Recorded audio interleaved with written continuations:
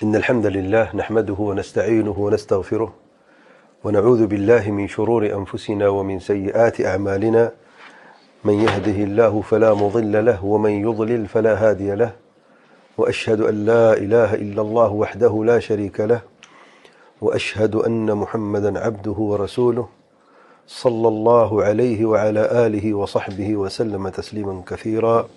أما بعد، العقيدة الواسطية لشيخ الإسلام الإمام أبو العباس أحمد بن تيمية الحراني رحمه الله، شرح فضيلة الشيخ العلامة محمد بن صالح بن عثيمين رحمه الله. اور جو ہم پر رکے تھے وہیں سے درس کا آغاز کرتے ہیں. شیخ الاسلام رحمہ اللہ نے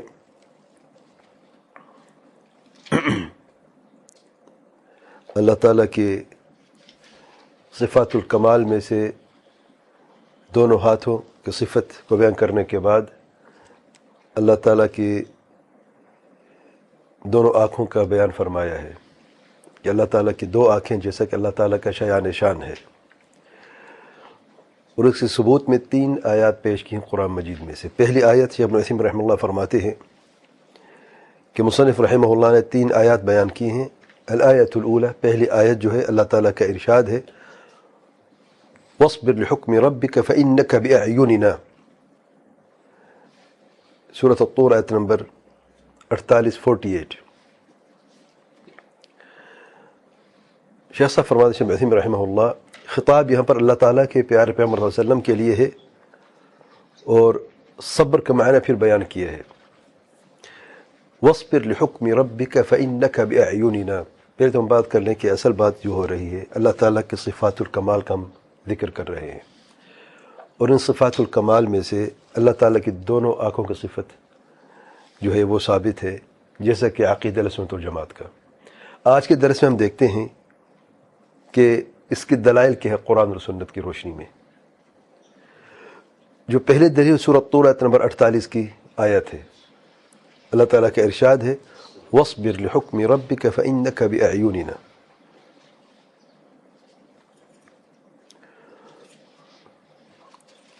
اور صبر کریں، حکم ہے صبر کرنے کا. لحکم ربک، اللہ تعالیٰ اپنے رب کے حکم پر. فإنک بأعیننا، یہ شاہد ہے بے شک آپ ہماری آنکھوں میں ہیں. فإنک بأعیننا،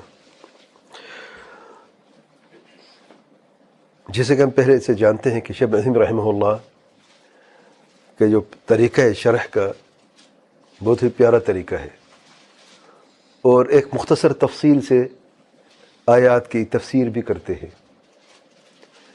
اور اس آیت کی ابتدا میں اس سے پہلے کہ فإنک بأعیننا کا ذکر کرے، انہوں نے صبر کے تعلق سے چند اہم باتیں کی ہیں.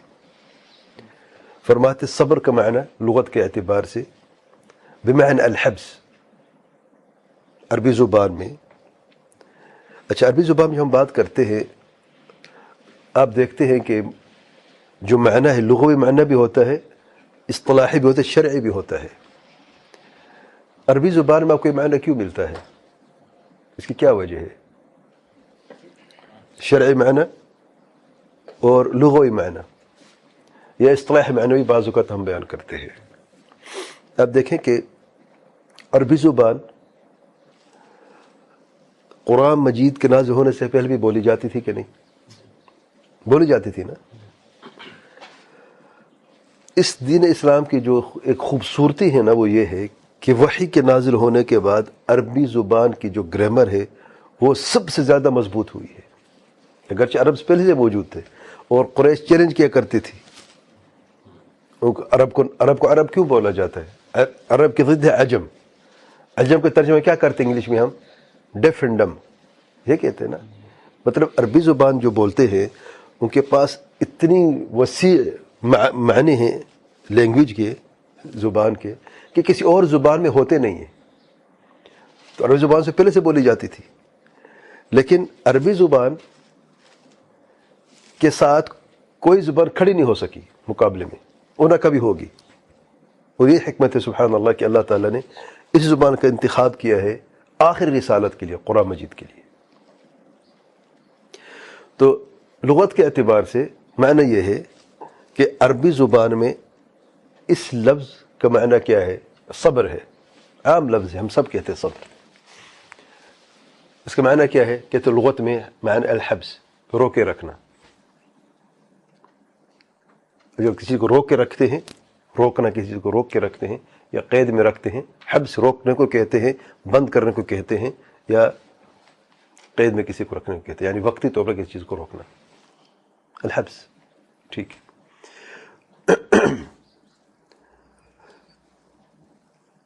ومنه قولهم، اور اسی میں سے قول ہے عرب کا، قتل صبرا، ای قتل وقد حبس للقتل. قتل صبرا یعنی کسی کو سزائے موت سنا دی گئی، پھر اس کا قتل کیا گیا اسی سزا کے لیے، قید میں رکھا گیا. قتل صبرا یعنی قتل وقد حبس للقتل. قتل صبرا عربی زبان میں کہا جاتا ہے جب اس کو قید قتل کرنے کے لیے کیا جاتا ہے تو اسے کہتے ہیں قتل صبرا. اچھا، فالصبر فی اللغة بمعنى الحبس، یہ لغت میں. فی الشرع، شریعت سے مراد قرآن مجید کے نازل ہونے کے بعد، وحی کے نازل ہونے کے بعد لفظ وہی ہے، صبر ہے. دیکھیں معنی میں کیسے چار چاند لگ گئے، معنی کیسے تبدیل ہوا. وہو الصبر لأحکام اللہ، مختصر بتایا شیخ صاحب نے، بڑے پیاری تفصیل دیکھیں یہاں پہ. یعنی حبس النفس علی احکام اللہ یا لأحکام اللہ، اپنے نفس کو قابو میں رکھنا، روک کے رکھنا اللہ تعالیٰ کی احکام کی پیروی کرنے کے لیے. یعنی حبس النفس لأحکام اللہ، یہ صبر ہے شرع میں. اچھا، احکام اللہ کتنی قسمیں ہیں؟ اللہ کے حکم دو قسم کے، شرعی ہیں اور کونی اور قدری ہیں. اللہ کا حکم تو شریعت میں آتا ہے، شرعی حکم ہے، یا جو تقدیر میں ہوتا ہے، کن فیکون، مقدر میں کیا ہوتا ہے، یہ بھی حکم ہے، یہ بھی حکم ہے. اچھا، جو شرعی حکم اس کی دو قسمیں ہیں، اوامر ہے اور نواہی ہے.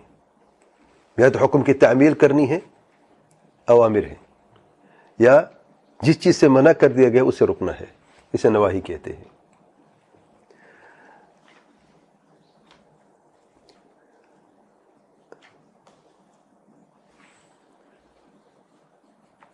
اللہ تعالیٰ کے احکام کی پر صبر کرنے کا معنی ہے فالصبر على طاعة اللہ صبر على الأوامر، والصبر عن معصیته صبر عن النواہی. تو اللہ تعالیٰ کے احکام ہیں، شرعی ہیں، کونی اور قدری ہیں. شرعی دو ہیں، اوامر ہیں، نواہی ہیں. تو اوامر پہ صبر کرنا ہے اور نواہی کو ترک کرنے پر صبر کرنا ہے. جو احکام بجلانے، اقیموا الصلاۃ، فعل امر ہے کہ نہیں؟ فعل امر ہے. ہم جب نماز پڑھتے صبر کر کے پڑھتے کہ نہیں پڑھتے؟ تو صبر کرتے پھر نماز پڑھتے، بغیر صبر کے نماز کیسے پڑھتے؟ تو نماز سے پہلے بھی صبر ہے، نماز کے دوران بھی صبر ہے، نماز کے بعد بھی صبر کرنا پڑتا ہے. تو صبر ہے پورا. تو حبس نفس علی اوامر اللہ. لا تشرکوا باللہ شیئا، منع کر دیا گیا نا، نہیں ہے، شرک نہیں کرنا ہے، کسی کو لگ جائے شریک نہیں ٹھہرانا ہے، منع کر دیا گیا. تو نفس کو روکے رکھنا ہے، شرک سے دور رکھنا ہے. اور جو احکام کونیہ قدریہ ہیں، یہ اللہ تعالیٰ کی جو تقدیر اللہ نے مقرر فرمائی ہے اس پر صبر کرنا ہے. کہ اللہ تعالیٰ کی جو تقدیر اس پہ صبر کرنا ہے، اچھی ہے یا بری ہے. اور مصیبتوں پر صبر کرنا، تکلیفوں پر صبر کرنا، یہ کسی چیز پر صبر کرنا ہے؟ احکام اللہ الکونی القدریہ، تقدیر پر صبر کرنا. شیخ صاحب اسی لیے بعض علماء نے تین قسمیں بیان کی صبر کی، کہتے صبر کی تین قسمیں ہیں.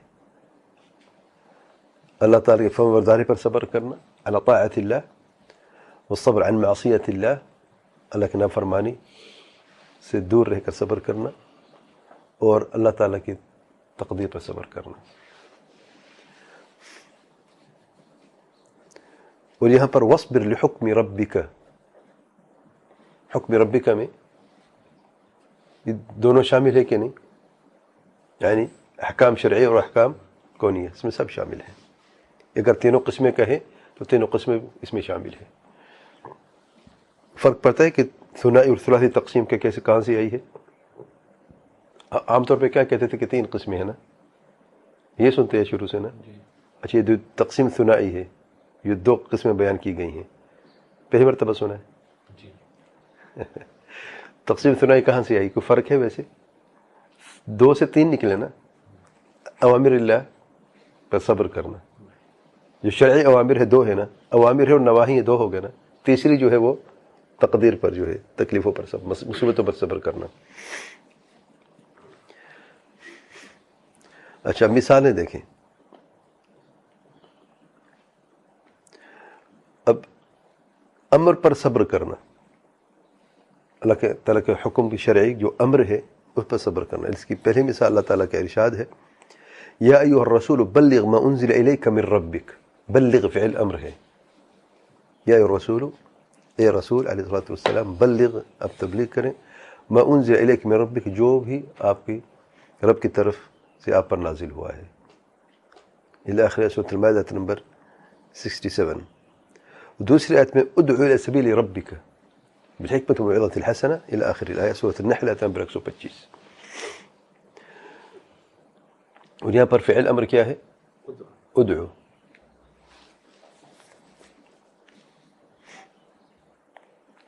شیخ صفوت یہ بڑے عظیم اوامر ہیں. کس اعتبار سے عظیم ہے؟ شیخ صفوت اگر حکم ہے اعبد ربک, اپنے رب کی عبادت کرو, یہ زیادہ مشکل ہے یا ادعو الی سبیل ربک زیادہ مشکل ہے؟ عبادت ہم کرتے ہیں اپنے حد تک, واقعی الصلاۃ, نماز پڑھتے ہیں, اور ادعو الی سبیل ربک جو ہے اپنے رب کی راست کی طرف دعوت دو. مشکل کیا ہے ان دونوں میں سے؟ دعوت دینا مشکل ہے. فرق کیا ہے؟ ایک دونوں عبادات ہیں. جو عبادت ہم ذاتی کرتے وہ بھی عبادت ہے, جو متعدی ہے دعوت اور تبلیغ یہ بھی عبادت ہے. فرق صرف اتنا ہے, جب ہم نماز پڑھتے ہیں تو اس کا جو اصل ہے, اثر وہ ہمارے شخصیت تک محدود ہے. لیکن جب دعوت دیتے ہیں اس میں دوسروں بھی انوالو ہوتے ہیں.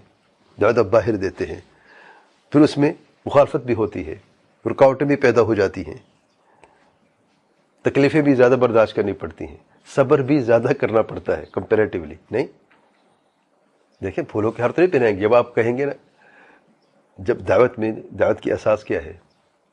علم کی بنیاد ہے نا. علم کی بنیاد اب دعوت دیتے ہیں اور توحید کی دعوت دیتے ہیں. امر بالمعروف نہی عن المنکر ہے. آپ اچھائی کی طرف بلاتے ہیں, برائی سے روکتے ہیں, یہی دعوت ہے نا ساری. انسان کی جو طبیعت ہے, فطرت ہے, عام طور پہ وہ جب آپ کسی کو چیزیں روکتے ہیں نا تو اسے کترانا شروع کر دیتے ہیں, اسے ناپسند کرتے ہیں. نہیں عن المنکر خاص طور پہ. دیکھ امر معروف تو لوگ عام طور پہ پسند ہی کر لیتے ہیں. آپ کے اچھا کام کریں, اچھا کام کرنے والے اچھی بات ہے. اچھا کی طرف رغبت دلانا عمومی طور پہ کوئی آپ کو مشکل ہی پیدا کرتا عام طور پہ. جب آپ برائی سے روکتے ہیں اور نفس برائی کی طرف آمادہ ہوتی ہے, برائی کرنی چاہتی ہے, آپ اسے روکتے ہیں, تب مسئلہ پیدا ہوتا ہے. اس لیے بعض دعوت اور تبلیغ کے معاملے میں آپ دیکھیں انہیں دوسرے حصے کو نکال دیا ہے. کہتے ہیں دعوت کامیاب تب ہوتی ہے جب آپ صرف امر معروف کرتے نہیں, منکر کو ذرا نظر انداز کر دیتے ہیں. یہ بہت بڑی غلط فہمی ہے اور بہت بڑا دھوکہ ہے. وہ کیسے؟ جب آپ لوگوں کو خیر کی طرف بلاتے ہیں, وہ خیر کیسا مکمل خیر ہو سکتا جب آپ شر سے لوگوں کو نہیں بچا سکتے, یا جب شر کے تعلق سے لوگوں کو خبردار نہیں کر سکتے, تو اس دعوت میں کیا خیر ہوگی؟ یعنی لوگوں کو توحید تو بتایا کہ ایک اللہ کی عبادت کرو, کتنی اچھی بات کرتا ہے. بالکل, قل هو اللہ احد, ایک اللہ تعالیٰ ہے اور ایک اللہ کی عبادت ہی کرنی ہے, اور ہم سب بھی ہر مسلمان ایک اللہ کی عبادت کرتا ہے.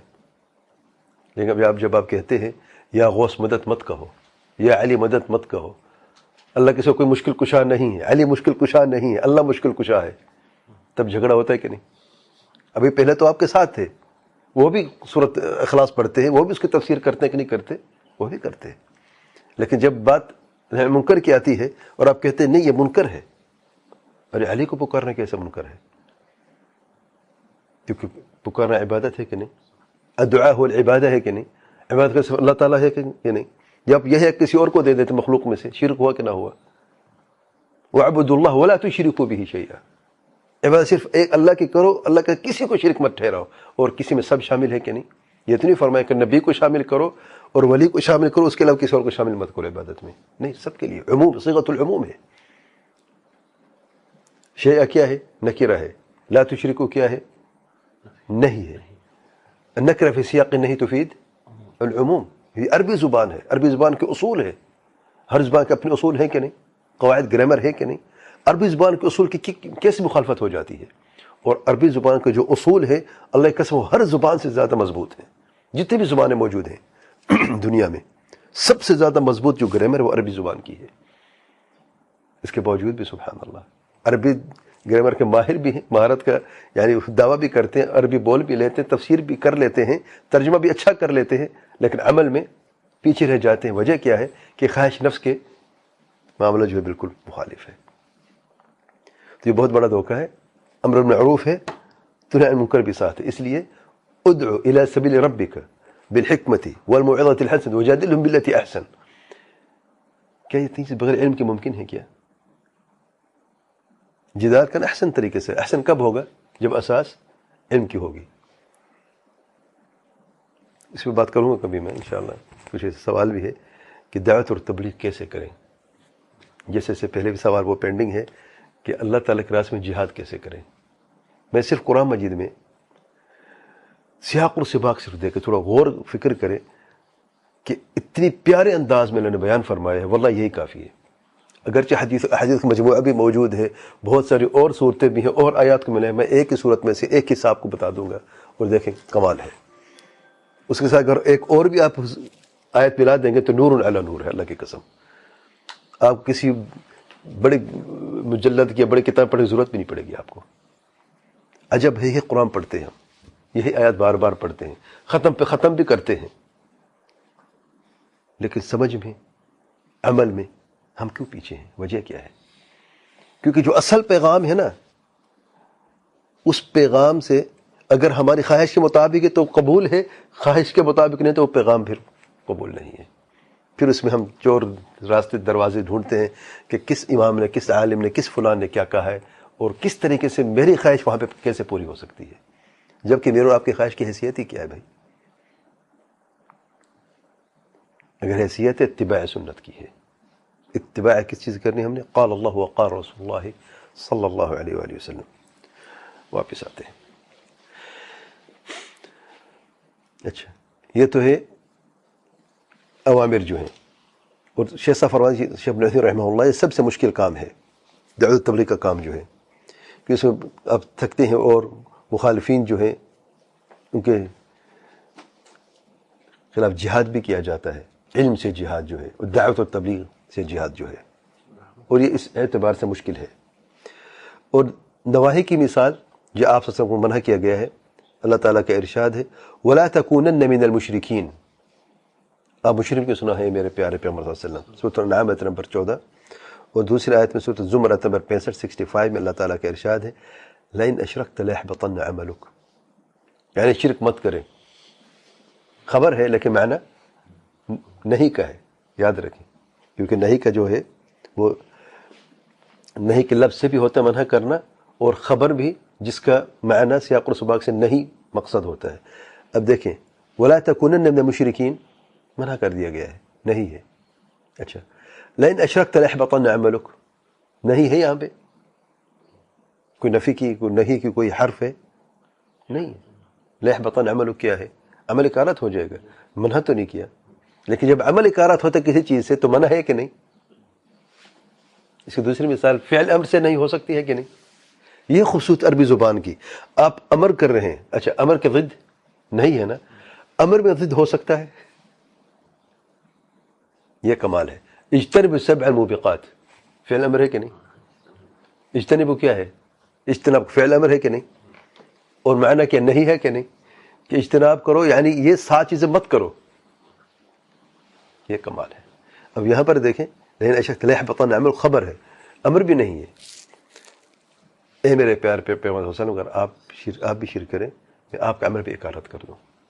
یعنی شرک سے کوئی عمل باقی نہیں رہتا، سارے نیک اعمال ضائع ہو جاتے ہیں۔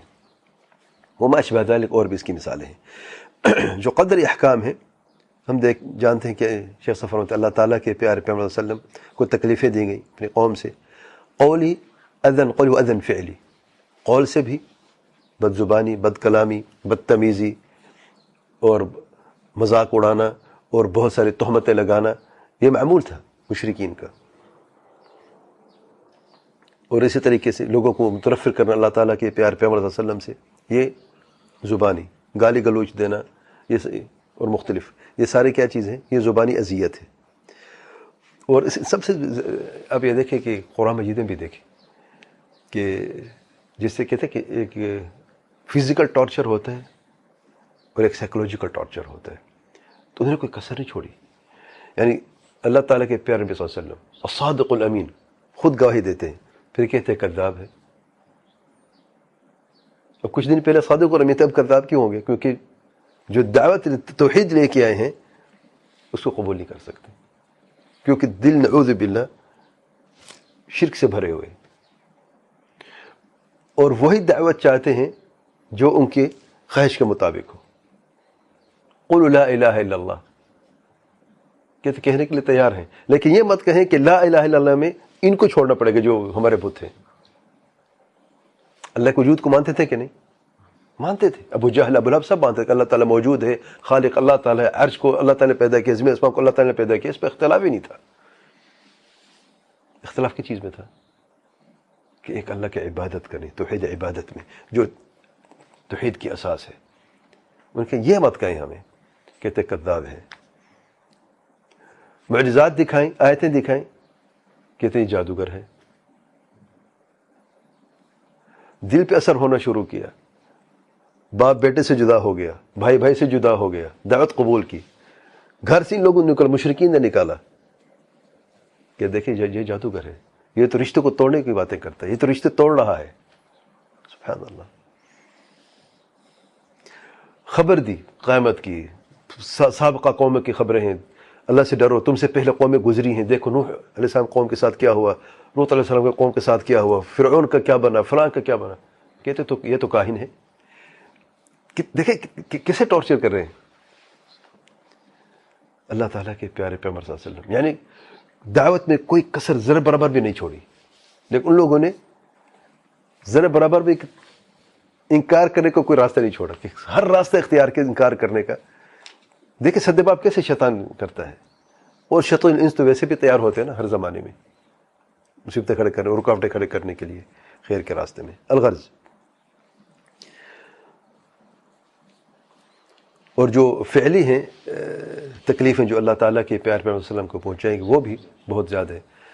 یعنی اللہ تعالیٰ کے پیارے پیغمبر صلی اللہ علیہ وسلم ایک روایت میں ہے، جیسے کہ صحیح بخاری مسلم کی روایت میں آیا ہے، سید عبداللہ بن مسعود رضی اللہ عنہ بیان کرتے ہیں کہ ایک مرتبہ میں نے دیکھا کہ اللہ تعالیٰ کے پیارے پیغمبر صلی اللہ علیہ وسلم کعبے کے سامنے سجدہ ریز ہیں، سجدہ کر رہے ہیں، اور ایک شخص ہے عقبہ بن ابی معیط جو ہے مشرک آیا، اور اللہ تعالیٰ کے پیارے پیغمبر صلی اللہ علیہ وسلم پر جو گندگی ہے، اونٹ کو ذبح کرنے کے بعد جو گندگی ہوتی ہے، وہ آپ صلی اللہ علیہ وسلم کے سر پر، کمر پہ جو ہے نا سجدے کی حالت میں ڈال دیا۔ یعنی یہ سلوک جو ہے عرب جو ہے وہ غلاموں کے ساتھ بھی نہیں کرتے تھے۔ اتنی مطلب بہت بڑی ایک بدتمیزی سمجھی جاتی ہے کہ اتنی بڑا اقدام، اور وہ بھی اپنے رشتہ دار کے لیے، اور ایسے عظیم شخصیت کی جس کو صادق امین کہتے تھے، وہ سب سے عظیم شخصیت پورے مکہ میں، جاہلیت میں بھی اسلام میں بھی اپنے زمانے کی کوئی بھی نہیں تھا، بے مثال، اس کے باوجود بھی ایسا عمل کرنا۔ اصل مقصد کیا تھا؟ تکلیف پہنچانی، اذیت پہنچانی ہے، کسی بھی طریقے سے اس دعوت کا خاتمہ کرنا ہے، اور گندگی راستے میں پھینک کر چلے جانا۔ دوسری روایت میں ہے کہ آپ صلی اللہ علیہ وسلم کو ہاتھوں سے بھی مارا گیا، پیٹا گیا۔ صدر عبداللہ مسعود کی دوسری حدیث بخاری میں آیا ہے، جو یہاں پر شیخ نے بیان نہیں کیا، لیکن فرماتے ہیں کہ ہم نے دیکھا کہ بھیڑ ہے، کعبے قریب دیکھا تو آپ صلی اللہ علیہ وسلم کو ہاتھوں سے مارا جا رہا ہے، پیٹا جا رہا ہے۔ پھر سیدہ فاطمہ آئی اور اپنے والد کو، آپ صلی اللہ علیہ وسلم کو ان سے بچایا۔ اس پہ بھی آپ وسلم برداشت ہوا. اور ایک روایت میں آیا ہے متفق علیہ حدیث میں، یعنی اللہ تعالیٰ کے پیارے پیغمبر صلی اللہ علیہ وسلم سے سوال کیا گیا، سیدہ عائشہ نے سوال کیا کہ اللہ کے رسول صلی اللہ علیہ وسلم کیا احد کے دن کے علاوہ بھی آپ کو کوئی تکلیف پہنچی ہے؟ یعنی سب سے زیادہ مشکل دن احد کا دن تھا کہ 70 صحابہ کو شہید کر دیا گیا، سیدنا حمزہ رضی اللہ عنہ کو شہید کر دیا گیا، آپ سے بہت غمزدہ تھے. تو ایک مرتبہ بیٹھے تھے سیدہ عائشہ رضی اللہ عنہا ام المؤمنین، آپ صلی اللہ علیہ وسلم سے سوال کر رہی ہے، اور یہ تو بتائیں کہ کیا احد کے دن سے کوئی مشکل دن آپ کی زندگی میں آیا ہے کبھی؟ دیکھیں کیسا مشکل دن تھا. فرماتے ہیں اللہ تعالیٰ کے پیارے پیغمبر صلی اللہ علیہ وسلم کہ اے عائشہ تیری قوم میں سے جو تکلیفیں پہنچی تو وہ پہنچتی رہیں،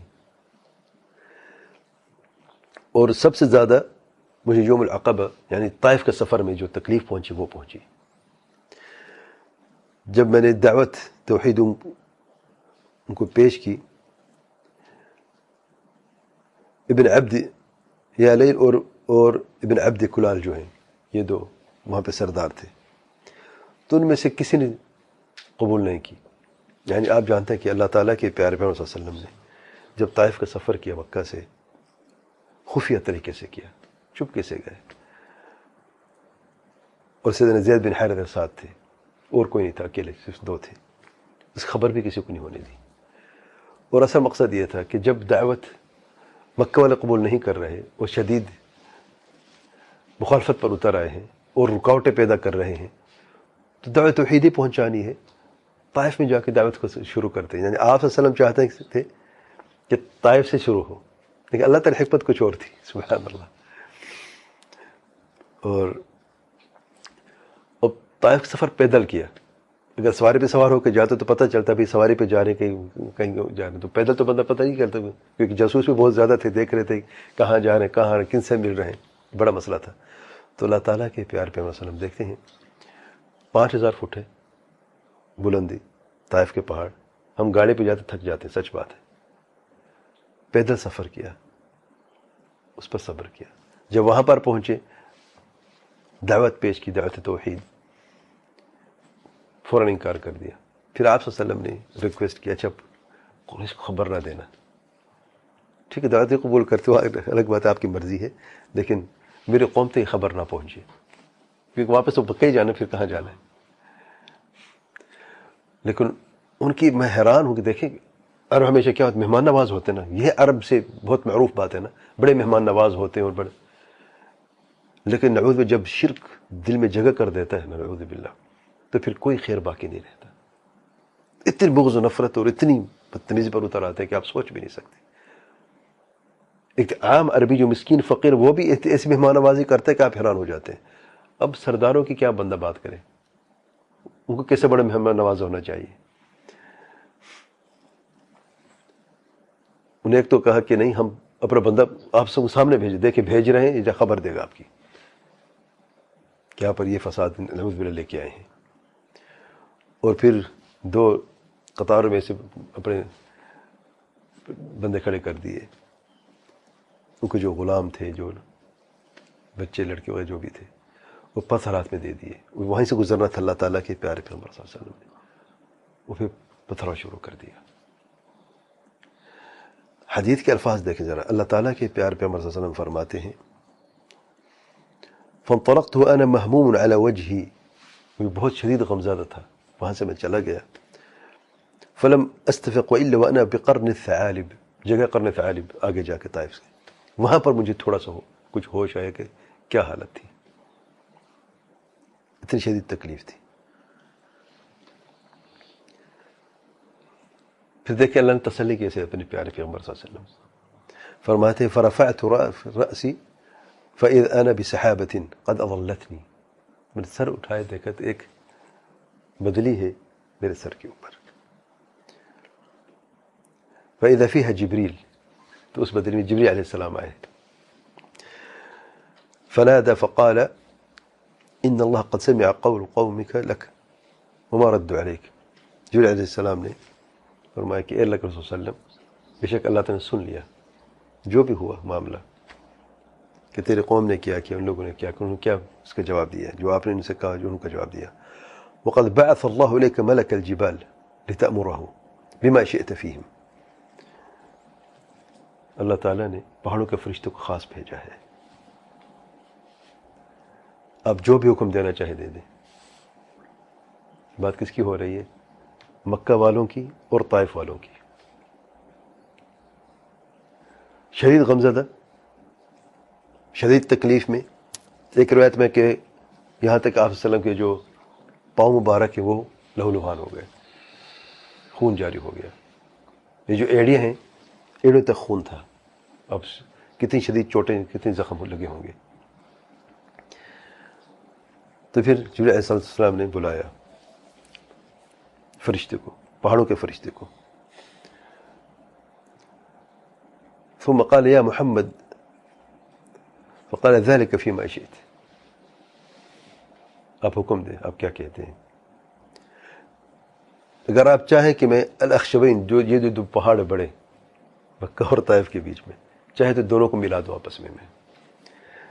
یعنی کوئی بستی باقی بیچ میں رہے نہ مکہ والی رہے اور نہ ہی یہ طائف والی، کوئی بھی بیچ میں کوئی نہ رہے. جواب دیکھیں، اللہ تعالیٰ کے پیار پیغمبر رحمت العالمین علیہ الصلوۃ والسلام، رحمت دیکھیں اللہ. ہمیں سے کوئی اور ہوتا تو شاید پہلے بدلہ ہی لیتا. شدید تکلیف، یعنی ایک تو جسمانی تکلیف ہے، فزیکل ٹارچر دیا ہے، پھر سائیکولوجیکل چیلنج بھی کیا ہے، بدتمیزی بھی کی ہے. یہ ساری چیزیں، اس کے باوجود بھی بڑے پیارے الفاظ ہیں. فرماتے ہیں اللہ تعالیٰ کے پیارے پیغمبر صلی اللہ علیہ وسلم بل ارجو ان یخرج اللہ من اصلابہم من یعبد اللہ وحدہ ولا یشرک بہ شیئا. کتنی پیاری بات ہے. بل ارجو، میں اللہ تعالیٰ سے یہ امید کرتا ہوں، بل ارجو ان یخرج اللہ من اصلابہم، کہ اللہ تعالیٰ ان کی پیٹوں میں سے نکالے. ان یخرج اللہ من اصلابہم من یعبد اللہ وحدہ، جو ایک اللہ کی عبادت کرے گا، ولا یشرک بہ شیئا، اور اللہ تعالیٰ کے ساتھ کسی کو شریک نہیں ٹھہرائے گا. سبحان اللہ. وہی ہوا کہ نہ ہوا، انہی کی اولاد میں سے دعوت کو قبول کی اور موحدین بنے، صحابہ بنے اور پوری دنیا کے فاتح بنے. سبحان اللہ. الغرض، پھر شیخ صاحب فرماتے ہیں اللہ تعالیٰ کے پیار پیغمبر صلی اللہ علیہ وسلم نے صبر کیا، تکلیفوں پر بھی صبر کیا ہے. فصبر على حكم الله ولكن صبر مؤمن يؤمن بأن العاقبة له، لأن الله قال له واصبر لحكم ربك فإنك بأعيننا. اس یقین کے ساتھ کہ اللہ تعالیٰ کی مدد ساتھ ہے، اللہ تعالیٰ کی عنایت، اللہ تعالیٰ کی حفاظت ساتھ ہے. اور یہ جو جب کوئی بڑا کسی کو کہتا ہے نا کہ تم میری آنکھوں میں ہو یا تم میرے دل میں ہو، کتنا اچھا لگتا ہے. کیا خیال ہے؟ یعنی ایک بادشاہ آپ کسی میں کام لگاتا ہے کہ فکر نہ کر، تم میری آنکھوں میں ہو، تم میرے دل میں ہو. آپ کام کیسے کریں گے؟ آپ کا مورل کتنا بلند ہوگا اور کس طریقے سے آپ. سبحان اللہ. دیکھیں جب رب ذوالجلال سبحانہ وتعالیٰ اپنے بندے سے کہتا ہے فَإِنَّكَ بِأَعْيُنِنَا، بے شک تم ہماری آنکھوں میں ہو. اچھا، جو ہم کہتے ہیں کہ تم میری آنکھوں میں ہو یا تم میرے دل میں ہو، عام زبان، کیا مطلب ہے کہ بندہ جو دل کے اندر ہے یا آنکھ کے اندر ہے؟ جیسے کہ ہم آنکھ میں کوئی سرما لگاتے ویسے ہوتا ہے کیا خیال ہے؟ کوئی معنی دور سے بھی اس کا یہ معنی ہوتا ہے؟ یہ معنی کیا ہے اس کا؟ میری آنکھوں میں سے کیا مراد ہے؟ میں تمہیں دیکھ رہا ہوں اور تمہاری حفاظت بھی کر رہا ہوں، فکر نہ کرو، میں تمہارے ساتھ ہوں. یہی ہوتا ہے کہ نہیں؟ یہ اسے دوسرا معنی ممکن ہے کہ تم میری آنکھوں، یعنی تم میری آنکھوں کے اندر ہو؟ کبھی ہو سکتا ہے؟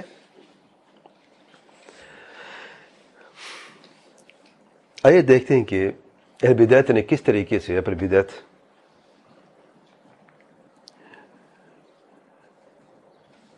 کو صرف پرچاری نہیں کیا، اپنی بدعت کی غلط بنیاد کس چیز پہ کی ہے؟ صرف اپنے اس غلط عقیدے کو ثابت کرنے کے لیے کہ اللہ تعالیٰ کی دو آنکھیں نہیں ہیں. صفات الکمال میں سے ہے اللہ کی دو آنکھیں. دلائل ہم بھی بیان کرتے ہیں انشاءاللہ یا اگلے درس میں کریں گے. لیکن وہ کہتے ہیں نہیں، اللہ کی دو آنکھیں نہیں ہیں، کیونکہ اس سے جسم کو ہونا لازم ہوتا ہے، حصے کو ہونا لازم ہوتا ہے، پھر جسم کو ہونا لازم ہوتا ہے، اور یہ تو مخلوق سے تشبیہ ہوتی ہے. اللہ تعالیٰ اس چیز سے پاک ہے، اس لیے اللہ تعالیٰ کی دو آنکھیں نہیں ہیں. لیکن عام طور میں بتا رہا ہوں آپ کو، عربی لغت کے اعتبار سے فإنک بأعیوننا کوئی بھی نہیں کہے گا، کوئی کسی کے ذہن تک بات آ نہیں سکتے کہ آنکھوں کے اندر سے مراد کہ آنکھوں کے اندر ہو، بلکہ آنکھوں سے مراد بأعیوننا سے مراد یہی ہے. سیاق السباق سے ہی پتہ چلتا ہے کہ حفظ و امان جو ہے اور مدد اور اعانت اور ساتھ، یہ سارے معنی اس میں شامل ہیں.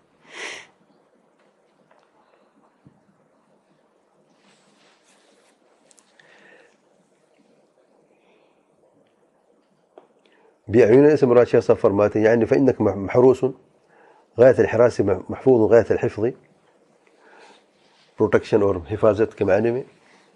اور اعیننا معک نحفظک ونرعاک ونعتنی بک، عنایت ہے، رعایت ہے، حفاظت ہے، ساتھ یہ ساری چیزیں ہیں. فی الآیت الکریمۃ اثبات العین للہ عز وجل، اللہ تعالیٰ کی آنکھ کی صفت کا ثبوت ملتا ہے. لیکنها جاءت بصیغۃ الجمع، لیکن صیغت ہے اعین. ہم دو آنکھوں کی بات کر رہے ہیں، اور یہاں پہ صیغت کون سی ہے؟ اعین جمع ہے یا عینان؟ عینان کیا ہے؟ تثنیہ، دو آنکھیں ہیں. اور عربی میں اعین کہتے ہیں جمع کو، دو سے زیادہ. لما سنت انشاءاللہ آگے ہم بیان کریں گے اس کی تفصیل. اور عین جو ہے، آنکھ جو ہے یا دو آنکھیں، اللہ تعالیٰ کے صفات ذاتیہ خبریہ میں سے ہیں. ذاتیہ اس لیے کہتے ہیں کیونکہ ہمیشہ سے اللہ تعالیٰ اس صفت سے متصف ہے، اور خبریہ اس لیے ہیں کیونکہ خبر سے ہمیں پتہ چلی ہیں، اور ہمارے اندر جو ہے یہ صفات اجزاء و ابعاد حصے ہیں، اس لیے اس کو خبریہ کہتے ہیں. خبریہ کو کہ پہلے بھی میں بتا چکا ہوں. ذاتیہ ذات کے اعتبار سے اللہ تعالیٰ کیا کہ ہمیشہ سے ہے، یعنی کہ بعد میں کچھ اللہ تعالیٰ میں کوئی چیز شامل نہیں، ذاتیہ ہے، ہمیشہ سے. اچھا، یعنی جب چاہے اللہ تعالیٰ تو پھر ہو. لیکن اللہ تعالیٰ محبت کرتا ہے کہ نہیں؟ راضی ہوتا ہے کہ نہیں؟ ہمیشہ اللہ تعالیٰ راضی ہوتا ہے؟ نہیں. اس کی وجہ ہے مشیت ہے، جب چاہتا تو راضی ہوتا ہے، جب چاہتا ہے ناراض ہوتا ہے. تو یہ کون سی صفت؟ یہ فعلیہ ہے. اس کے ضد میں کون سی صفت ہوتی ہے؟ ذاتی ہے، جو ہمیشہ سے اللہ تعالیٰ متصف ہوتا ہے، جس مشیت سے کوئی تعلق نہیں ہوتا. اب اللہ تعالیٰ کی دو آنکھیں ہیں، یہ صفت کون سی ہے؟ ذاتی ہے یا فعلیہ ہے؟ ذاتی، اس لیے اس کو ذاتی کہتے ہیں. اچھا، خبر کیوں کہتے ہیں؟ خبر اس لیے کہتے ہیں، ایک تو خبر سے ہمیں یعنی قرآن و سنت کی وحی جو دلیل سے ہمیں اس کی خبر ملی ہے. دوسرا، اس کے جو مقابلے میں مخلوق میں یہ حصے ہوتے ہیں، مخلوق میں جیسے کہ ہاتھ ہیں، آنکھیں ہیں، ٹھیک ہے نا، پاؤں ہیں، یہ انگلیاں ہیں، یہ مخلوق میں حصے سمجھے جاتے ہیں، ٹھیک ہے نا، اس لیے ان کو صفات خبریہ کہتے ہیں.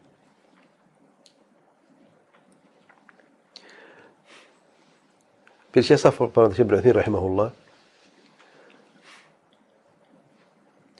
مخلوق میں جو آنکھ ہے وہ چہرے کا حصہ ہے، اور چہرہ جو ہے وہ جسم کے حصے میں سے ہے. لیکن خالق کے لیے یہ جائز نہیں ہے کہ ہم یہ کہیں کہ اللہ تعالیٰ کے بعض حصوں میں سے ہے، کہ ہم پہلے بیان کر چکے ہیں کہ یہ لفظ موجود ہی نہیں ہے، اور اس سے تجزیت جو ہے اور حصے خالق کے لیے مقتضی ہیں. تو اس لیے یہ لفظ جو ہے یہ کہنا درست نہیں ہے. اور یہ بھی تیسری بات یہ ہے، شیخ صاحب فرماتے ہیں کہ جو حصے ہوتے ہیں ان کے ختم ہونے سے جو کل ہے یا موجود رہتے یا اس کا خاتمہ بھی ہو سکتا ہے. یعنی مخلوق میں اب آنکھ ایک حصہ ہے، ہاتھ بھی حصہ ہے، دل بھی حصہ ہے کہ نہیں مخلوق میں، سر بھی حصہ ہے کہ نہیں. بعض ایسے حصے ہیں جس کے فقدان سے جسم باقی رہتا ہے، کل باقی رہتا ہے، اور بعض ہے جس کے فقدان سے کل بھی ختم ہو جاتا ہے. اب سر اور ہاتھ یا آنکھ سب حصے ہیں کہ نہیں مخلوق میں. سر کے جانے سے جسم باقی رہتا ہے، ختم ہو جاتا ہے نا. اچھا، آنکھ کے جانے سے رہ سکتا ہے کہ نہیں؟ رہ سکتا ہے، ہاتھ کے جانے سے رہ سکتا ہے. تو اس لیے یہ جو ابعاد ہیں مخلوق میں، ان کے حصے اس لیے کہتے ہیں کہ ان کے بعض سے جانے سے یا نہ جانے سے جسم جو کل ہے وہ رہتا ہے. خالق میں اس لیے ہم نہیں کہہ سکتے، جائز نہیں ہے. اگر حصے کہیں گے خالق کے لیے تو بھی فنا ممکن ہے اللہ تعالیٰ کے لیے، ٹھیک ہے نا. تو اس لیے حصے کا کہنا اجزاء و ابعاد خالق کے لیے جائز نہیں ہے یہ کہنا. اس لیے جو بہترین لفظ اس کے لیے علماء کہتے ہیں وہ ہے صفات خبریہ، ذاتیہ خبریہ. اگر کوئی کہے تو جائز نہیں ہے. اللہ کے حصے کہاں ہیں؟ یا حکم کیا حکم جائز نہیں ہے. نہیں مطلب اگر جان بوجھ کے کوئی کہتا تو پھر ظاہر ہے کہ اللہ تعالیٰ کے حصے کہنا کفری الفاظ ہے، جائز نہیں ہے. لیکن اجزاء و ابعاد خالق کے لیے جائز نہیں ہے. مخلوق میں ہیں تو خالق ہم کیا تصور کریں؟ تصور نہیں کر سکتے ہم. تصور کرنا بھی جائز نہیں. کیوں؟ کیفیت ہے. کیفیت سے منع کیا ولا یحیطون به علما، احاطہ کر نہیں سکتے تو کیفیت کیسے آ سکتی ہے؟ دیکھیں چیز کی کیفیت، یا تو آپ اس چیز کو دیکھتے ہیں، یہ دیکھیں یہ پانی کی بوتل، اس کو دیکھ رہے ہیں، احاطہ بھی ہے، پتہ ہے پانی کی بوتل ہے. اب دوسری کمپنی کی پانی کی بوتل جو ہے، جیسے بھائی پی رہے صفا والی، میں کہتی ہیں وہ دیکھی جانتے پانی کی بوتل جو پیک پانی کی بوتل آتی ہے وہ نہیں دیکھی، اپنی یہ دیکھی ہوئی ہے. اور کو اندازت ہوگا کیسی ہوگی کہ نہیں، سائز چھوٹا بڑا ہو سکتا ہے، لیکن یہ پتہ ہے کہ پانی کی بوتل پلاسٹک پیک میں آتی ہے، اس میں پانی ہوتا ہے. یا تو اب چیز خود دیکھتے ہیں، اس کا نظیر کوئی چیز دیکھتے ہیں، پھر پتہ چلتا ہے کیفیت کا. نہ تو اللہ تعالیٰ کو کسی نے دیکھا ہے اور نہ اللہ تعالیٰ کوئی نظیر ہے اس جیسے کوئی اور چیز ہے، تو کیفیت کیسے ممکن ہے؟ ناممکن ہے. شرعاً و عقلاً بھی ناممکن ہے، ناممکن ہے. تو اس اعتبار سے حصے کو کہنا جائز نہیں ہے خالق کے لیے کسی صورت میں. کیونکہ حصے اگر کہتے ہیں تو حصے جیسے میں نے کہا ہے مخلوق میں کل بھی فنا ہو سکتے ہیں اس کے فقدان سے کہ نہیں. خالق تو کا فقدان تو ناممکن ہے، فنا تو ناممکن ہے، خالق کا فنا ہونا تو ناممکن ہے، مستحیلات ناممکن. اسی لیے یہ الفاظ استعمال کرنا، بیان کرنا درست نہیں ہے. یہ الفاظ کہاں سے آئے ہیں پتہ ہے؟ دیکھیے یہ فَإِنَّكَ بِأَعْيُنِنَا صحابہ نے سنا، ہم نے بھی سنا، بعد میں لوگوں نے بھی سنا. صحابہ نے اعتراض کیا کہ آنکھ کے اندر کیسے ہے، یا وہ آنکھیں کیسے ہیں، یا دو آنکھیں کیوں نہیں اللہ تعالیٰ کی. یہ کیا مصیبت آئی جب فلسفے کو شامل کر دیا. یونانی فلسفہ بیچ میں آئے، ادھر ادھر کی مختلف سوچیں مختلف آئیں، اور پھر تعریب کی گئی. جو عجم آئے، عرب قرآن مجید کے ترجمے کیے گئے، اور جو عجم ہے وہ آئے، تو انہوں نے اپنے فلسفے کچھ.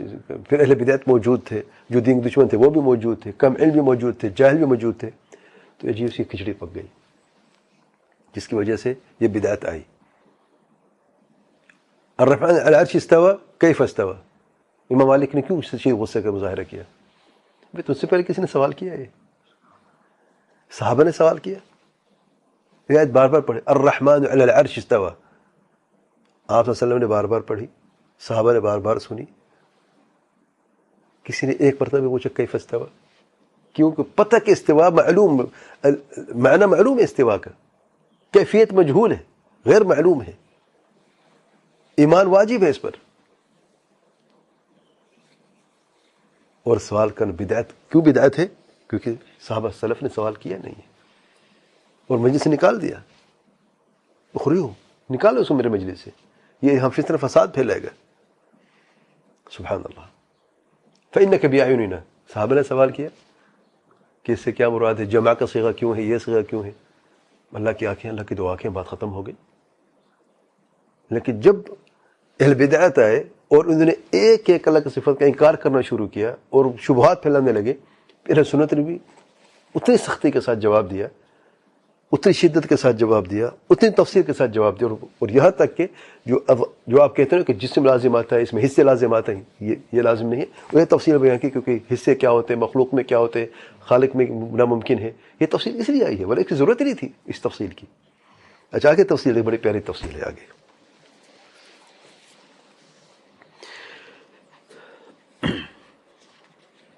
اچھا جو ایک تو آیت آ گئی ہے فإنک بأعیننا، یہاں پر جمع ہے، ہم نے دو آنکھیں کہاں سے لیے ہیں اس کی دلیل دیکھیں آپ. وقد دل الحديث الصحيح عن رسول الله صلى الله عليه وسلم أن لله عينين اثنين فقط، عينين اثنتين فقط، دو آنکھیں صرف. دلیل شیخ صفر رحمہ اللہ جب اللہ تعالیٰ کے پیارے پیغمبر صلی اللہ علیہ وسلم نے دجال کا وصف کیا ہے. دجال کا فرمایا انہ اعور وان ربکم لیس باعور. دجال کانا ہے اور تمہارا رب کانا نہیں ہے. اعور کہتے ہیں جس کی ایک آنکھ نہ ہو, ایک آنکھ میں خرابی ہو. وفی لفظ دوسرے حدیث میں متفق علیہ حدیث, یہ متفق علیہ حدیث ہے کہ انہو دجال اعور ہے وان ربکم لیس باعور. اور دوسرے متفق علیہ حدیث میں آیا ہے اعور العین الیمنی, دجال جو ہے وہ دائیں آنکھ کا کانا ہے. پھر شیخ صاحب فرماتے بعض علماء نے یا بعض لوگوں نے کہا ہے کہ اعور سے مراد عیب والی آنکھ ہے, اعور العین سے, نہ کہ آنکھ کا کان یعنی آنکھ ہی اس کی خرابیاں نہیں ہے, یا تھوڑا سا عیب ہوگا. شیخ صاحب فرماتے یہ تحریف ہے اور تجاہل ہے صحیح لفظ کی, کیونکہ یہ صحیح بخاری میں وغیرہ میں ثابت ہے.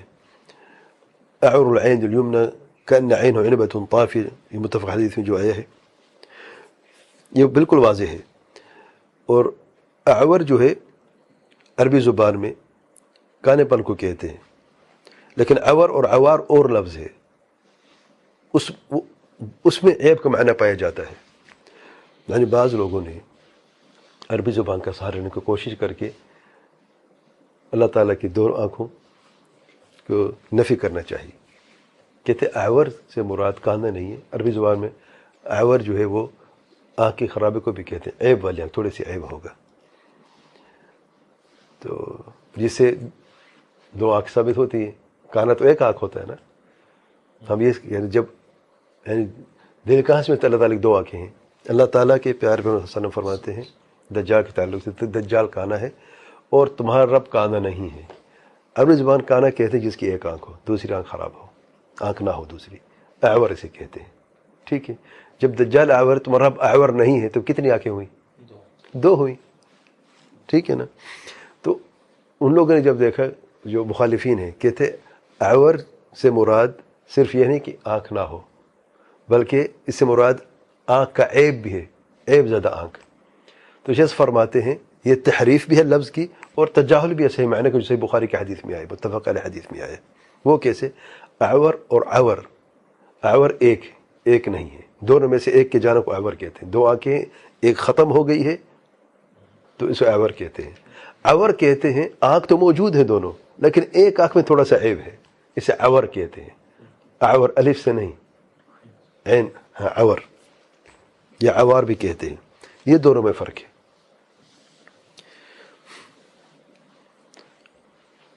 پھر شیخ صاحب فرماتے ہیں کہ شیخ ابن عثیمین رحمہ اللہ وهذا الحديث يدل على أن لله تعالى عينين اثنتين فقط. اس حدیث ثابت ہوا متفق علیہ حدیث سے, یعنی کہ اللہ تعالیٰ کی صرف دو آنکھیں ہیں.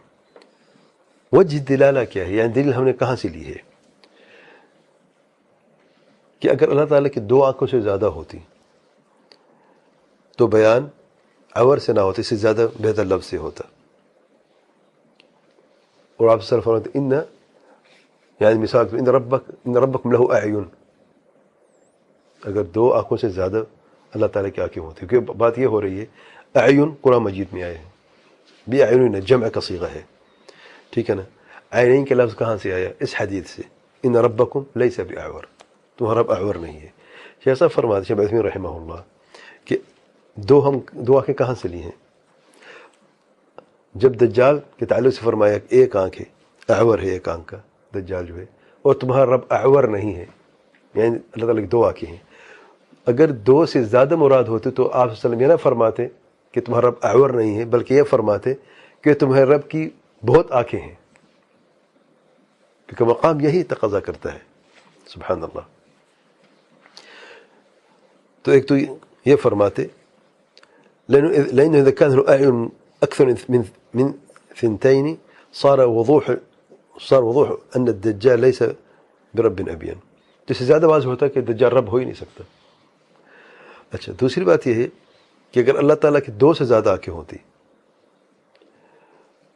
لكان ذلك من كماله وكان ترك ذكر تفويت الاثناء على الله. اگر دو آنکھوں سے زیادہ آنکھیں ہوتی اور آپ صلی اللہ علیہ وسلم نے صرف دو کا ذکر کیا عمر کے لفظ سے، تو اللہ تعالیٰ مدح میں کمی ہوتی کہ نہیں ہے؟ تو دو سے زیادہ، ذکر صرف دو کا کیوں کیا ہے؟ تو مدح میں بھی کمی ہوتی، ثناء میں بھی کمی ہو جاتی. کیوں؟ لأن الكثرة، یہ قاعدہ، لأن الكثرة تدل على القوة والكمال والتمام. اور اگر اللہ تعالیٰ کے دو سے زیادہ آنکھیں ہوتے تو آپ صلی اللہ علیہ وسلم ضرور بیان فرماتے. اور یہ جو کمال ہے ہمارے عقیدے میں یہ بھی واضح ہو جاتا. پھر ابن قیم رحمہ اللہ کا ذکر کرتے ہیں، شیخ عثیمین رحمہ اللہ کے الصواعق المرسلہ کتاب جو ہے ابن قیم رحمہ اللہ کی، اس میں ایک روایت ہے لیکن ضعیف روایت ہے، اس لیے اس کو یعنی بنیاد نہیں بنایا گیا. ان العبد اذا قام بالصلاة قام بین عینی الرحمن، رحمان کے دونوں آنکھوں کے بیچ میں انسان جب نماز پڑھتا تو کھڑا ہو جاتا ہے. لیکن یہ تثنیہ کا لفظ ہے، عینی واضح ہے لیکن ضعیف حدیث ہے. لیکن دجال کی حدیث بالکل واضح ہے جو صحیح متفق علیہ حدیث ہے. اور پھر امام عثمان بن سعید الدارمی رحمہ اللہ جو ہے، ان کی ایک تصنیف بڑی پیاری کتاب ہے، رد علی بشر المریسی. بشر المریسی جو معروف جہمی ہے، ان پر رد کیا انہوں نے، کتاب لکھی ہے. اور ابن خزیمہ نے بھی کتاب التوحید میں بیان کیا ہے. اور اجماع السلف، یعنی حدیث جو ہے جس کا ذکر کیا ہے دجال والی، متفق علیہ حدیث میں بھی ہے. عثمان بن سعید دارمی نے بھی اس کا ذکر کیا ہے بشر مریسی کا رد کرتے ہوئے. اور ابن خزیمہ کتاب التوحید میں بھی اس کا ذکر کیا ہے. اور اس میں اجماع السلف بھی ہے کہ سلف کا اجماع ہے کہ اللہ تعالیٰ کی دو آنکھیں ہیں. اور یہ اجماع جو ابوالحسن الاشعری رحمہ اللہ نے اور بکر باقلانی نے اسے بیان کیا. امام ابو الحسن الاشعری رحمہ اللہ کہ آخری وقت میں بعض علماء کہتے ہیں کہ انہوں نے رجوع کر لیتے اشعریت سے، اور انہوں نے ثابت کیا اللہ تعالیٰ کی دو آنکھیں ہیں. پھر شیخ صفوان شیخ عثیمین رحمہ اللہ، فعقیدتنا التي ندین اللہ بها، ہمارا جو عقیدہ ہے، جو ہمارا دین ہے، وہ یہ ہے کہ ان للہ تعالی عینین اثنتین لا زیادہ، کہ اللہ تعالیٰ کی دو آنکھیں ہیں، دو سے زیادہ نہیں ہیں. پھر شیخ صاحب فرماتے ہیں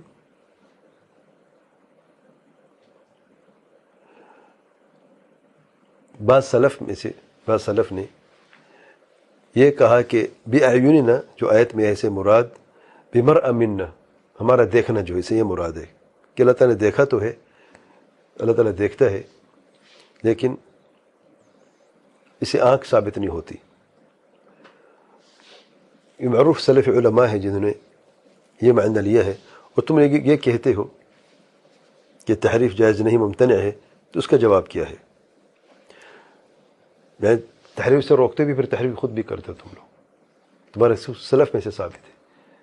بس سلف علماء نے بھی اس کی تأکید کی ہے کہ بِأَعْيُنِنَا سے مراد دیکھنا ہے. دیکھنا کا معنی ہے کہ دیکھنا اس بھی ثابت ہوتا ہے کہ میں دیکھ رہا ہوں. اس کا جواب یہ شیخ صاحب فرماتے ہیں انفسروها باللازم مع اثبات الاصل. انڈر لائن کریں، بڑی پیاری بات ہے کہ لازم سے تو تفسیر کی ہے لیکن اصل کو ثابت پہلے کیا ہے. اصل کو ثابت کرنے کے ساتھ سلف نے یہ معنی لیا ہے جو آنکھ کے دیکھنے سے لازم آتا ہے کہ دیکھا ہے، کہ اللہ تعالیٰ دیکھتا بھی ہے اور حفاظت بھی کرتا ہے، اور آنکھ بھی ثابت ہوتی ہے. اس سے اصل کیا ہے؟ اثبات الاصل، آنکھ کا ثابت ہونا ہے. اور لازم کیا ہے؟ آنکھ تو بھی دیکھنا بھی ہے، دیکھنے کی نفی تو نہیں کی. اور یہی وجہ ہے کہ اہل تحریف جو ہے وہ یہ کہتے ہیں کہ دیکھنے کو ثابت تو کرتے ہیں، بِمَرْءٍ مِنَّا، دیکھا ہے، لیکن جو اصل ہے اثبات العین، اس کی نفی کر دیتے ہیں. اور رسول الجماعت جو ہیں وہ یہ کہتے ہیں بِأَعْيُنِنَا سے مراد دیکھنا بھی ہے اور آنکھ کا ثابت ہونا بھی ہے، دونوں چیزیں ہیں. اور آنکھ کا ذکر یہاں پر اس لیے ہے کہ اس سے تاکید ہوتی ہے دیکھنے کی، ورنہ کہ دیکھنے کا لفظ بھی ہو سکتا تھا کہ ہم دیکھ رہے ہیں، اے رسول صلی اللہ علیہ وسلم دیکھ رہے ہیں. تو عین کا لفظ کیوں ہے؟ کہ اس میں دو فائدے، ایک تو دیکھنا بھی ثابت ہے، پھر آنکھ کا ہونا بھی ثابت ہے، اس کی زیادہ تاکید کی ہے. وَلِهَذَا قَالَ فَإِنَّكَ بِأَعْيُنِنَا، اس لیے اللہ نے فرمایا فَإِنَّكَ بِأَعْيُنِنَا، اے میرے پیار پیغمبر صلی اللہ علیہ وسلم آپ ہماری آنکھوں میں ہیں. اگلے درس میں یہاں پر ڈرائنگ کریے، اگلے درس میں یہاں سے شروع کریں گے. قالت المعطل، معطل نے کہا ہے کہ تم لوگوں نے بڑی سخت مخالفت کی ہے ہماری، اور یہ کہا ہے کہ تعویل کا انکار ہے، تعویل مانتے نہیں، اور ہمیں کہتے ہیں ہم تعویل تحریف کر سے کام لیتے ہیں، اور تم نے تو آیت کو اب ظاہر سے نکال دیا ہے۔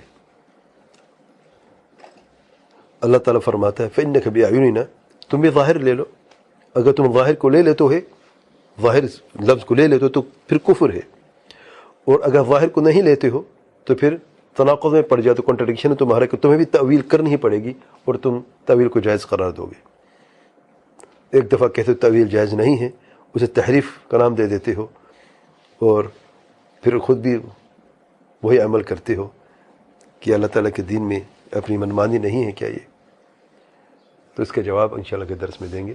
بڑا پیارا تفصیلی جواب ہے کہ اصل تعویل کیا ہے، اور تعویل تم لوگ کیسے کرتے ہو، کیسے تم سے ہوئی، اور جو سلف کا فہم ہے اس میں، اور جو اہل سنت جماعت کا عقیدہ ہے اللہ تعالیٰ کی آنکھ کے تعلق سے، اور جیسے دیگر صفات ہے جو ظاہر کا معنی جو لیتے ہیں فَإِنَّكَ بِأَعْيُنِنَا، یعنی اصل میں یہ کہہ رہے ہیں ظاہر سے مراد یہ ہے کہ اللہ تعالیٰ کا یہ فرمان ہے، اگر آنکھ اصلی آنکھ تم، وہ کہتے ہیں آنکھ سے اعین سے آنکھ مراد نہیں ہے، اصلی آنکھ جو اصل آنکھ ہے، اس سے مراد دیکھنا ہے، کیوں کہتے ہیں اگر اصل آنکھ مراد ہے تو اس کا مطلب یہ ہے فَإِنَّكَ بِأَعْيُنِنَا کہ آپ صلی اللہ علیہ وسلم اللہ تعالیٰ کے آنکھ کے اندر ہیں، تو یہ ماننا پڑے گا تمہیں۔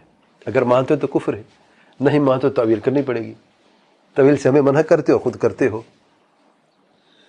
اگلے درس میں اس کا تفصیل سے جواب دیں گے انشاءاللہ، بڑا پیارا جواب ہے، اور تھوڑا سا ہوم ورک بھی دے رہا ہوں میں، تیار کر لینا، آپ کو فائدہ بھی ہوگا کہ حرف الباء کے کتنے معنی ہیں، اختلاف کس میں ہے؟ بے حرف الباء میں اختلاف ہو رہا ہے، اب اس حرف الباء میں ہی جواب ہے، میں آپ کو ہنٹ دے رہا ہوں، اگلے درس میں اس پہ انشاءاللہ بات کریں گے کہ یہ خوبصورتی ہے عربی زبان کی۔ میں پہلے بھی درس کے شروع میں کہا تھا، اسی میں درس کو ختم کر رہا ہوں آج، کہ اتنی خوبصورت زبان ہے کہ ایک حرف الباء کے 10 سے زیادہ معنی ہیں، 13-14 کے قریب ہوں غالباً حرف الباء کے صرف۔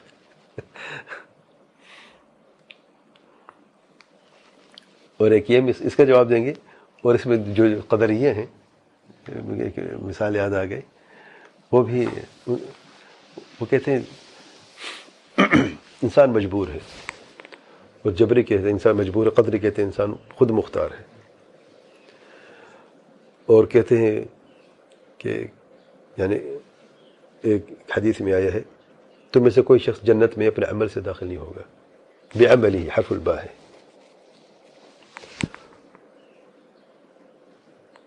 آیت میں کیا ہے؟ ادخلوا الجنة بما کنتم تعملون، جنت میں داخل ہو جو عمل تم کیا کرتے تھے، بما کنتم تعملون، یہ حرف الباء ہے، وہ بھی حرف الباء ہے۔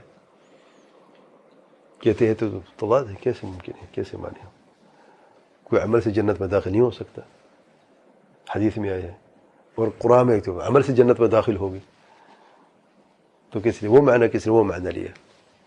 جواب اہل سنت جماعت، اللہ تعالیٰ نے اہل سنت جماعت کو اس میں توفیق عطا فرمائی ہے، ان کو کوئی کنٹرڈکشن نہیں ہے اس میں، کیونکہ جو حرف الباء حدیث و حرف الباء آیت میں نہیں ہے، حرف الباء ایک ہی ہے، لیکن جو معنی حرف الباء کا حدیث میں، وہ معنی حرف الباء کا جو ہے آیت میں نہیں ہے۔ لن يدخل احدكم الجنة بعمله، کوئی شخص جنت میں تم میں سے اپنے عمل سے داخل نہیں ہوگا، حرف الباء کہ جنت میں اپنے عمل سے، دیکھیں یہاں پہ عمل کی نفی ہے، وہاں پہ عمل کا اثبات ہے آیت میں، ادخلوا الجنة بما كنتم تعملون، تو ظاہر کو مطلب دیکھیں تو پریشان ہو، کہتے ہیں یہ کیا ہو گیا، یہاں پہ عمل کی نفی ہے کہ عمل سے جنت میں نہیں جا سکتی، یہاں پر عمل سے جنت میں جائیں گے، کہ ماجرہ کیا ہے؟ حرف الباء کا ماجرہ میرے بھائیوں، بس حرف الباء جو حدیث میں ہے اسے باء عوضیہ کہتے ہیں، کہ عمل کے عوض جنت یا بدلہ جو ہے، عمل کے بدل عمل کے عوض جنت نہیں ہے، ہمارا عمل کیوں، جنت کتنی عظیم جنت ہے، اس لیے منع نفی ہے کہ تمہیں سے کوئی اپنے عمل کے عوض میں جنت میں نہیں جائے گا، لیکن جو آیت میں ہے باء سببیہ ہے، سبب ہے، بما کنتم تعملون، اپنے عمل کے سبب تو جنت میں جاؤ گے۔ سبحان اللہ، ایک چھوٹی سی مثال دی ہے، اگر درس میں مزید دیکھتے ہیں انشاءاللہ کہ کتنی قسمیں ہیں، اور جو کہتے ہیں کہ منہ توڑ جواب جیسے ہوتا ہے عربی زبان سے ہی، یہ بدعت جو ہیں جو کہتے ہیں کہ ظاہر معنی لیتے ہو فإنک بأعیننا، تو کفر ہے لازم آتا ہے، اگر ظاہر معنی نہیں تو تعویل لازم آتی ہے. تعویل تم ہمیں منع کرتے خود تعویل پڑھ گئے ہو تو تعویل تمہیں ماننی ہی پڑے گی، اس لیے ہم بھی تعویل سے کام لیتے ہیں. اب تمہیں بھی کام کرنا پڑے گا تعویل سے. تو حرف الباء سے جواب دیں گے انشاءاللہ اگلے درس میں. واللہ اعلم. سبحانک اللہم وبحمدک اشہد ان لا الہ الا انت استغفرک واتوب الیک.